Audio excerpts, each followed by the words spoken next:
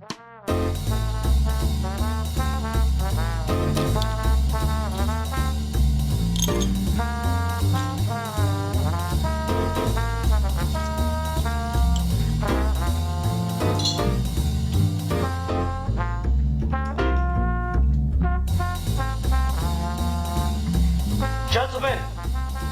the time has come once again to discuss things.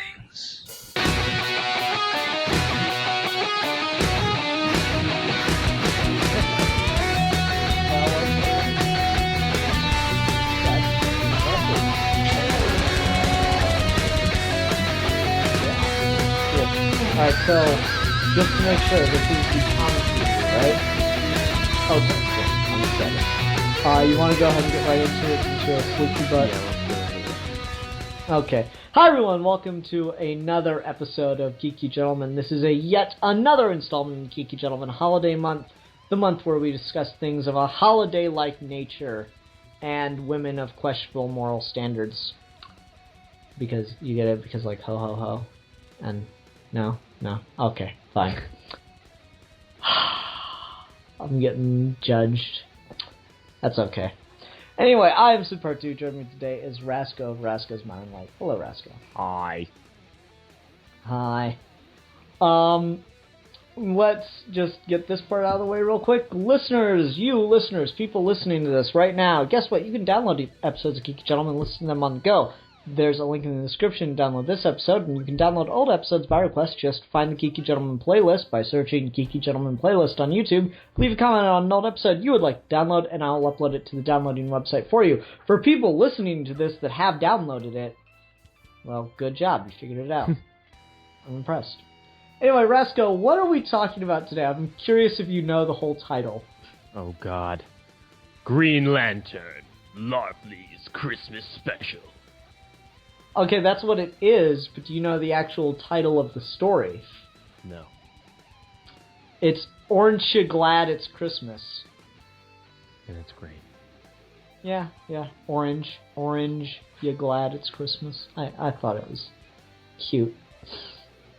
So this came out in 2010, and it was, just a one-shot Christmas special, during, the regular run of December books.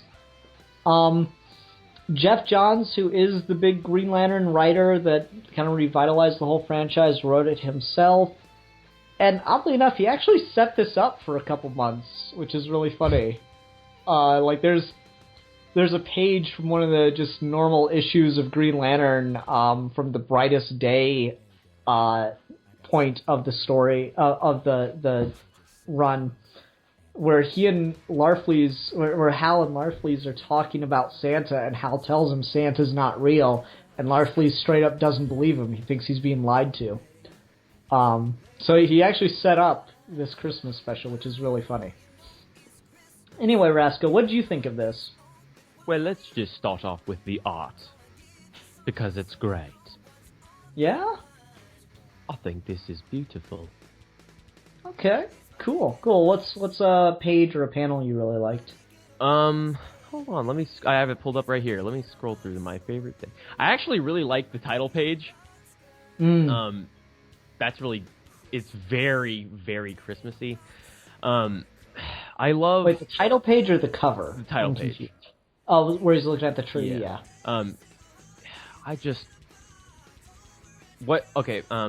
What I like about the art in this is that the line work is fantastic. The cross hatching and regular hatching is really, really perfect everywhere, and it actually looks like it reminds me of the kind of illustration that you would see in an actual Christmas storybook. Because of how soft everything that's supposed to be soft looks. The tree looks great, and I'm talking about just in general. Whenever you see a Christmas tree, all that looks great. The rings, all the stuff that the rings make look awesome. Yeah, it's great. And I also love when he makes the Christmas tree out of the ring. Yeah, and it shoots at Hal Jordan, and Hal just, like, so nonchalantly makes a wood chipper. I love just how dynamic all that works. It just has a real flow to it and an ease. I too really like the art in this. I love how detailed it all is. Mm-hmm. Like you talk about that title page, yeah, if you look at that tree, it's not just, okay, it's an over-decorated Christmas tree. There's like a fucking bowling ball and literally a kitchen sink on that tree. Yeah. And Larfleeze, I'll talk a little bit about his character here in a second, but Larfleeze being the hoarder that he is, artists have a lot of fun drawing his possessions in the background whenever we're at like a thing that he owns or a place that he owns. There's like one really famous example, and I believe it's from his solo book, which was god-awful, but in the best possible way. In his solo book, you just see like the TARDIS from Doctor Who in the background of one of his piles of junk at one point. Oh, that's great. Yeah, so artists really have a fun time just adding a lot of rich detail to Larfleeze's areas, I guess you could call it. Okay, so how much do you know about, like, Larfleeze in general, or, I guess, more broadly, the whole Green Lantern spectrum thing? I know who he is as a character, and I know he's all about that greed. He's all about getting fat stacks. Yep, Larfleeze would be a great gangster rapper. Yeah, so for those that don't know, what really is the driving force and the brilliant idea behind this, and I feel communicated pretty well on just about every page, is that the Green Lantern mythos is split up into the emotional spectrum. There are seven different kinds of light, green being the most stable, and it is based on the, using the word loosely, emotion of will, and so just amplifies the user's will and is able to make constructs, yada yada yada. And then you have other colors, so like red is rage, yellow is fear, violet is love, yada yada. Orange is avarice, which, you know, greed. And it's the most, how do I put this, perverting of the spectrum. They establish at one point in the comics that the further away from the center of the spectrum you get, the more dominion the light will have over its user, as opposed to the other way around. Because the Green Lantern, they don't like get, loosely speaking, because there are, as always with anything in comics, exceptions to every rule, Parallax being a big one. Green Lanterns don't typically get power hungry or driven mad by using their ring, whereas Red Lanterns are almost completely unable to control themselves. They're just kind of like mad dogs when they're first introduced. And Larfleeze is completely subservient to the ring. He can't not want things at this point. It makes him want more stuff than he otherwise would. So, the whole premise of this, Larfleeze finds out about Santa, a magical man who will get you anything you want, is kind of brilliant, and I can't help but feel like Jeff Johns was sitting on this idea since he created the character. I really, really, really love this story. Like, I remember reading it at first and liking it. Going back to it now, I read it like 3 or 4 times for this, just because we kept having trouble getting a chance to record. And I just absolutely fell in love with this story. This is, I think, my favorite Christmas thing outside of Bad Santa now. Bad Santa I'll always have the nostalgia for because of my father. Like, I really like The Grinch, but it's, you know, it's not like my all-time end-all favorite Christmas thing ever. I think this might be now. I think that what's really cool about this is that all the pieces fit so perfectly together. It's almost like he was created as a Christmas character for like a Dr. Seuss book. Well, it's funny. You know that, what's it called? DC Universe Online? Yeah. You remember that game? Yeah. There's a mission that comes up every December, and it's a Christmas mission with Larfleeze as the bad guy that you have to beat. Oh. Like, I don't play that game because I'm not big into like online gameplay or anything, but yeah, there's a Christmas mission that comes up every December since the game's initial release, I think, or at least maybe like the first year of its release. And so you can fight Larfleeze, and he wears the Christmas hat and everything, the Santa hat and everything. So yeah, I agree. He is almost like a Christmas character. He's so weird and alien that he kind of looks like a Dr. Seuss character at points. Yeah. Maybe a little, like, he's obviously rendered more realistically than Dr. Seuss ever would have. But yeah, I agree. I think he really does fit the whole Christmas vibe, and I don't think, to be fair, I haven't kept up with a lot of modern Green Lantern comics. I don't even know if Larfleeze is still around in the comics after Godhead. I'll have to look into that, but I would love if they just constantly, like every Christmas, they had Larfleeze doing something. Like just a different kind of Christmas story every time with Larfleeze, and I think it would work really, really well. Yeah, it would be awesome. Mm-hmm. Or maybe even other holidays. Thanksgiving next. Yeah, maybe. I don't know, there's something just perfect about the way he fits in with Christmas. No, yeah, absolutely. Yeah. Okay, so I don't know, you talk about something. I don't want to dominate the whole conversation. Where to go indeed. I think what I like about this is the way that it's formatted, very similar to like a I'm trying to think of something in particular, like a specific animated Christmas movie that I've seen before. But what I like about it is that this fits that format. Like, it fits that formula, and I don't mean, like, the negative connotation word formulaic. I mean, like, the formula. Like, it fits into the Christmas-type story about learning what Christmas is about.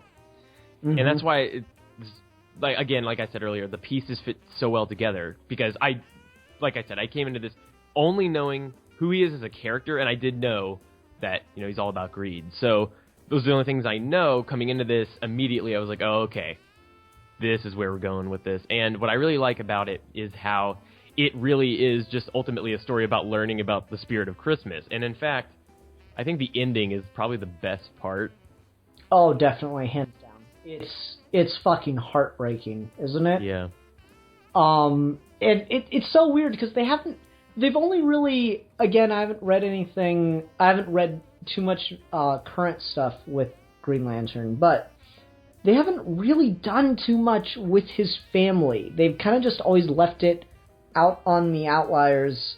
So let's talk about the ending, and I'll go into more with his family. So Hal tells Larfleeze to take a good look at his list and ask himself, does he really need any of it?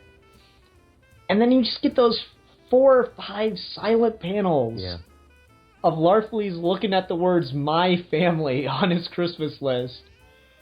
And then he's just alone, and it's so sad. Oh, his eyes are so good. Sad eyes. Oh, man. It's the saddest thing in the world. And it's brilliant because what they've told us about Larfleeze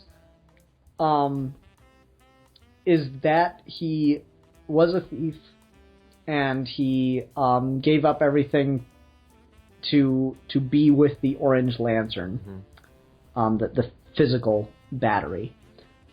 And that included like killing one of his former cohorts. Oh. Yeah, it was.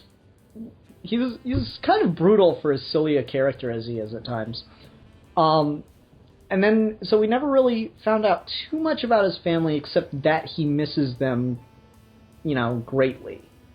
And then in his solo run, we found out more about them and that they were not a particularly good family. They didn't have much interest and or value in him. But honestly, I don't think anyone would care if you contradicted that, because that run is not good. It's just ridiculous and stupid and awful in the best possible way ever. So if you wanted to redo what his family was, that would certainly be fine.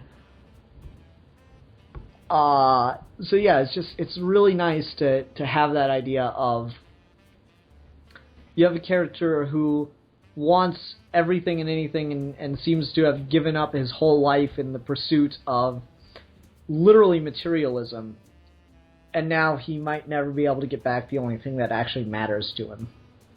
Oh, dude. I know, it's so, that's the kind of Christmas message I really like. Yeah. Too often we cop out, I hate to say it, but we cop out and give characters a happy ending, whether or not they deserve one. Yeah. And so it's refreshing, and I think it makes it more impactful to see something that does this. To see, absolutely, yeah. This would not resonate with anyone the same way if it were a happy ending. The kicker is that you get to the end of this Christmas story, and he fundamentally, on some level now at least, partially does understand what Hal meant by Christmas spirit. And what's sad about it is that it's ultimately irrelevant. It ultimately doesn't matter because he can't have what he wants. Yeah, and I like that they set that up as very early on. I think that's set up on page 2 or 3. He's talking about his list, and he goes, and finally, after we open all the presents, we'll sit down to a great feast with the last and most important item on my list. Oh. And so it's so well seated. And so, the story still reads as very childish and very fun and enjoyable when you think it's just about presents. But when you realize that there's that subtextual level of this isn't just about the things. This is about him wanting his family back. And like a child, he was hoping that Santa Claus could give it to him. And that's why he's as mad as he is. It's really, really smart writing. Yeah. I also love the idea of, Santa Claus. That sounds like a guy I'd like. And then he kind of develops an obsession. I think that's really funny because that's perfectly accurate based on who he is. Yeah, it's great. I love that he's a guy that analyzes the shit out of everything. He tries to figure out if he did anything wrong. Oh. It's no, I followed the Christmas ritual exactly. Yeah. He acts like it's a fucking scientific experiment, or he's offering up a sacrifice to a god.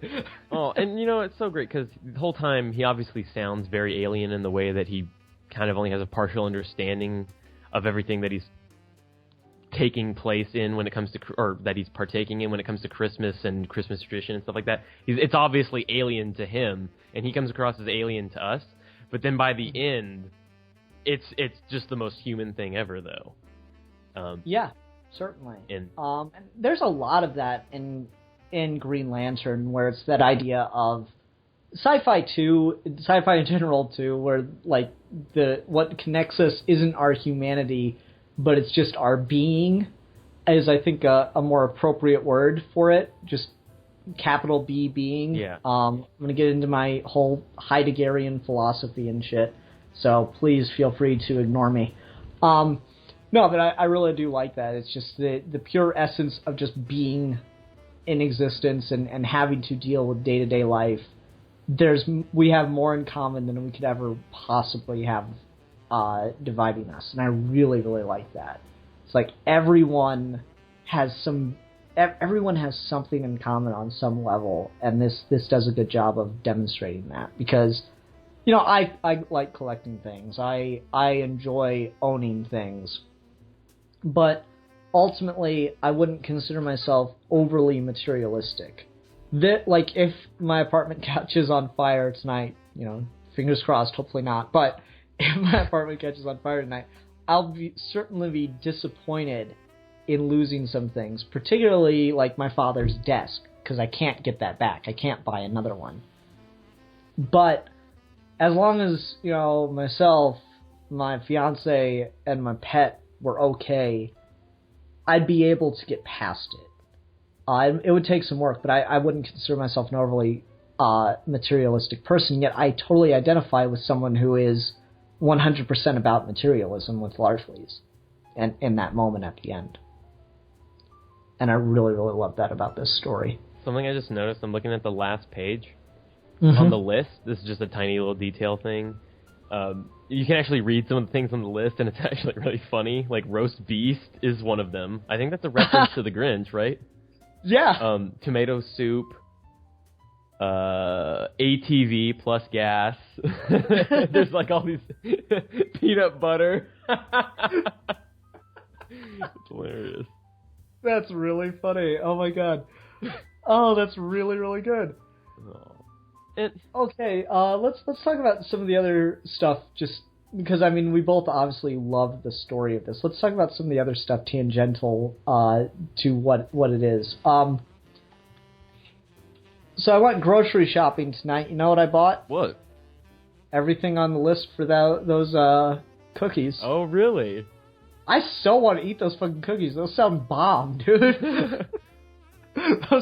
Like, they just look so fucking good, and it's such a unique idea, an orange-flavored cookie. Yeah. I want to eat that shit. Taste the rainbow.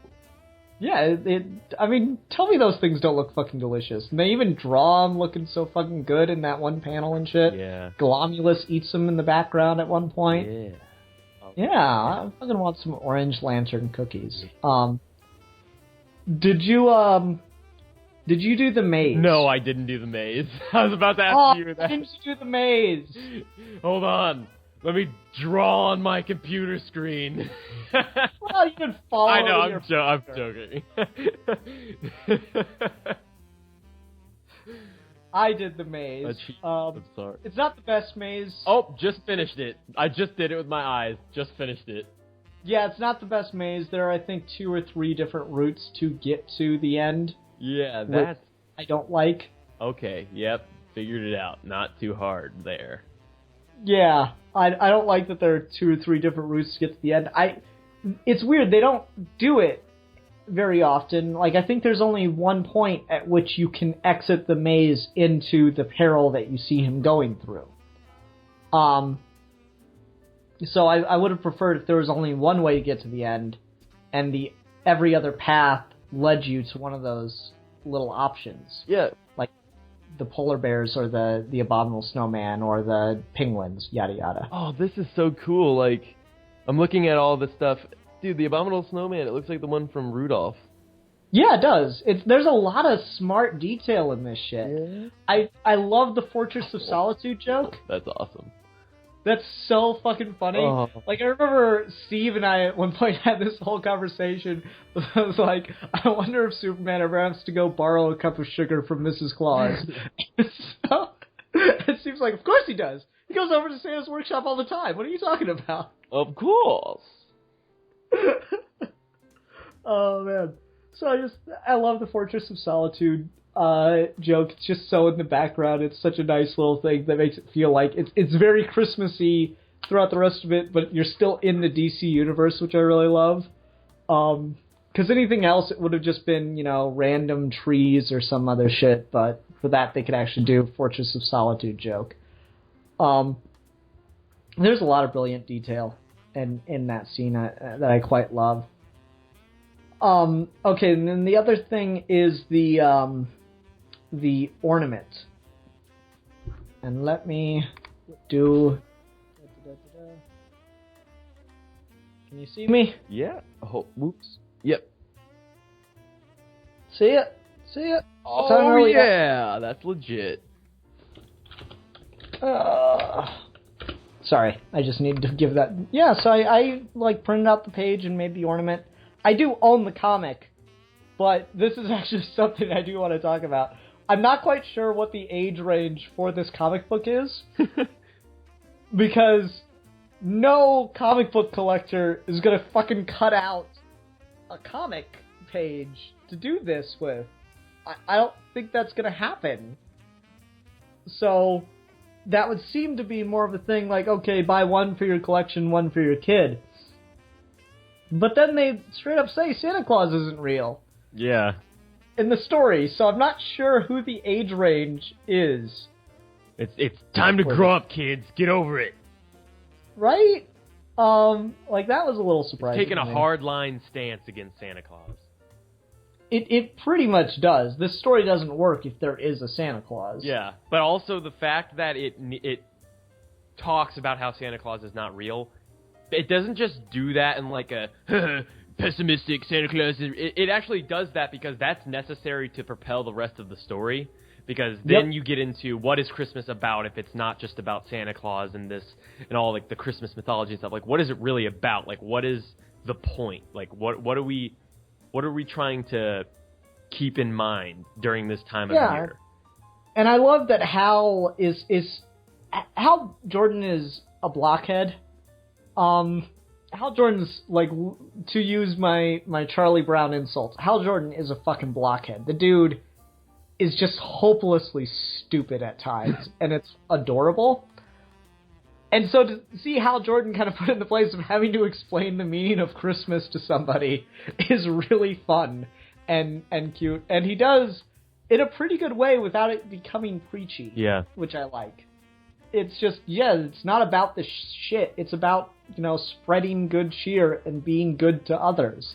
That's what Christmas is really about, Charlie Brown. And so I love that. And again, I just don't know exactly what the age demographic is, because it feels like this was meant for, quote-unquote adult comic book readers, but it has activities for children in it. So, yeah, I'm kind of on the fence about that one. Just generally speaking, I do not like things, because we talked about this when we were doing the Santa Claus discussion. I do not like things that are clearly aimed at children that address the idea that Santa is not real. And like, in any way, shape, or form, confirm it. Mm-hmm. I have a problem with that. And so, like, either lie to your children or don't. There is no middle ground here. I don't like preparing them for that realization. It should be an earth-shattering moment. So yeah, I'm a little confused on that. Part of me thinks it's maybe like DC marketing getting involved in the story to some degree. I'm just not sure. Sure. To go back to the last page again, I'm looking at it again, dude. Yeah. What's so great about it? It's a great page. What's so great about it is that it's one of those things. I always appreciate when someone tells a story specifically in a way where it is tailored to the medium they're in, where like it needed to be this medium for it to be as effective. Okay. Right. Interesting. So I feel that way about movies. If you're gonna do a movie, tell a story that you could only tell in a movie. That could only be as effective as it is, the way it is in a movie medium. And what I love about this is that this ending page here, I don't think would play out the same way in animation or in live action, because it's the jump from my family to the sad eyes to him sleeping alone. And nothing else. And just the layout of the panel, how you go down 1, 1, 1, like you're going down a Christmas list, and then you get to my family. And okay. And see, this is an interesting time to bring this up. I was wondering when it would be a good time to bring this up throughout the episode. Like I said, I fell in love with this all over again.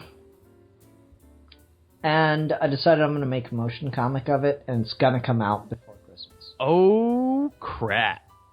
Yeah, so that's an interesting point to make, because one of the complaints I've heard from people that I don't honestly have an argument for besides keep reading them and you'll do that less, is that a lot of people say they can't get into comics because they can't help but immediately turn their attention to what's further down on the page or what's on the next page. Mm-hmm.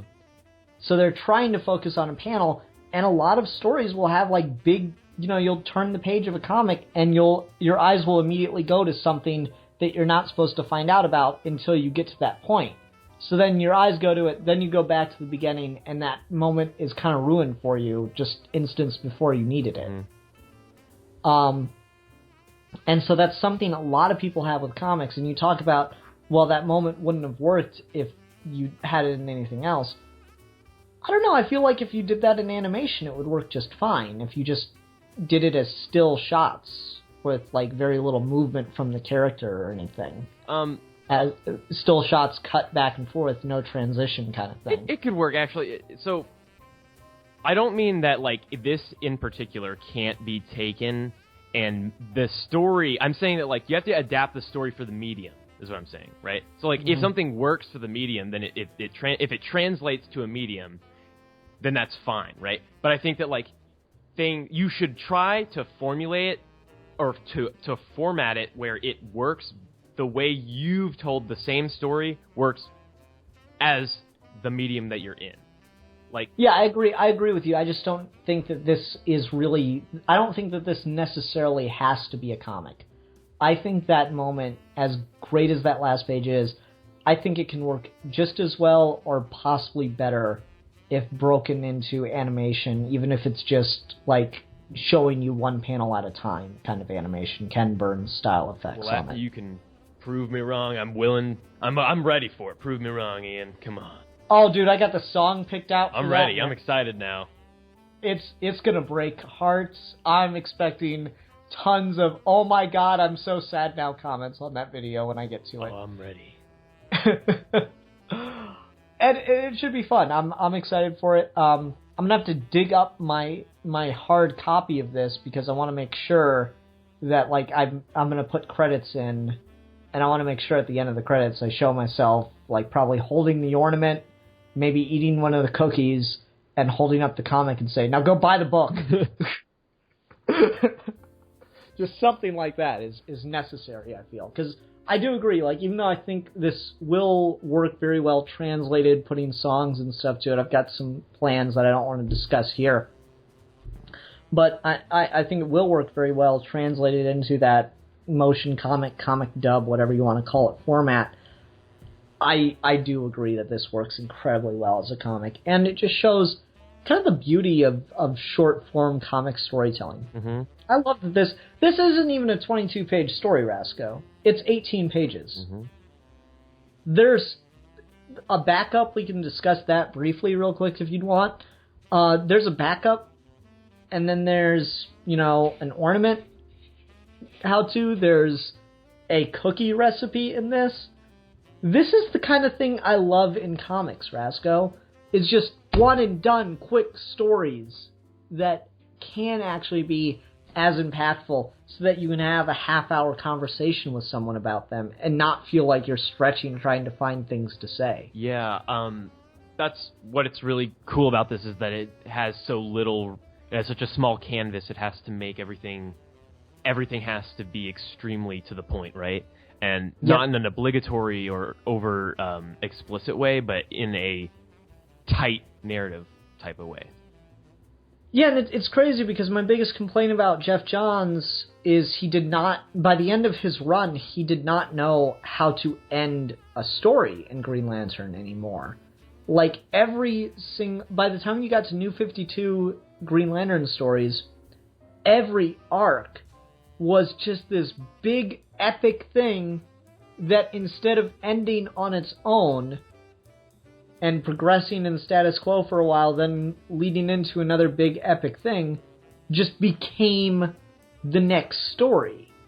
And that shit was so aggravating. So you had, like, Rise of the Third Army, in which the Guardians had gone crazy and were, like, committing genocide across the galaxy by turning everyone into these, like, foot soldiers for them. you had that whole story building up, and the Green Lanterns and all the other Lantern Corps were having to fight against these things together. And then that just ends as the Wrath of the First Lantern story starts up. Like, they seed the First Lantern throughout that story, or John seeds the First Lantern throughout that story, and then instead of building to an actual climax in which the Green Lanterns and everybody defeat the Third Army, First Lantern just fucking makes them all disappear and resets, and then we're back on Earth and we have to get back to Oa and fight the First Lantern now. It was just awful. It didn't know how to end a fucking story. Yeah. This is perfect. I don't know what happened. I honestly don't. He knows how to write good stories. I just think he has a real hard time letting go of a story at a certain point.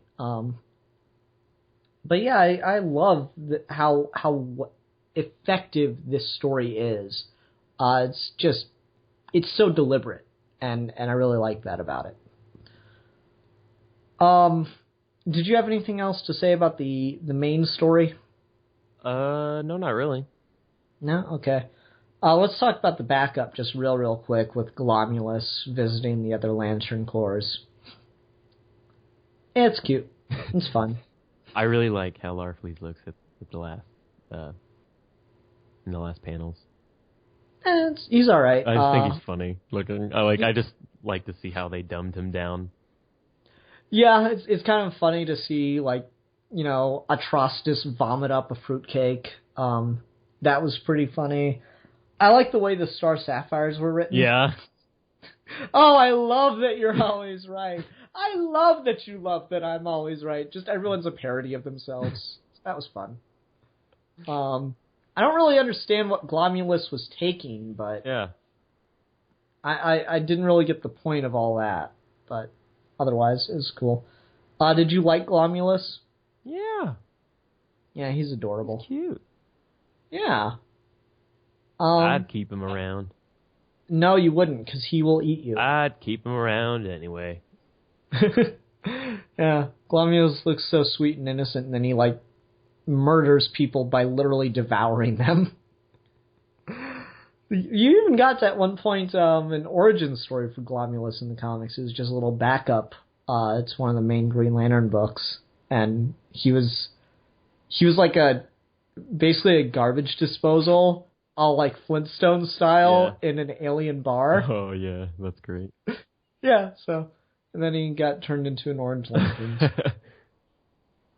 Just neat stuff. Okay, let's go ahead and do a rating for the Aren't You Glad It's Christmas? I think, like, I honestly, besides just not quite knowing what the age range for this is, I think I gotta give this a 5 out of 5. I'm tempted to take a little bit off for the age range thing, but everything else about it is just so damn good. I've got to give it 5 out of 5 Orange Lantern cookies. I think that I also will give it 5 out of 5. 5 out of 5 roast beasts. Nice. All right. Rasco, what are we going to talk about next time? Oh my god, I don't know. It's like, what did you think I was going to ask you by the end of this? I forgot. Have you seen Can It Be a Movie? Yeah, sure. Christmas Vacation. Okay, sure. All right. That National Lampoon's Christmas Vacation it is. Yay. Should be fun. Okay, everyone, thank you very much for watching. Until next time, I'm the Philosopher. And I'm the Squampus. And we are your Geeky Gentlemen. And we will be discussing things.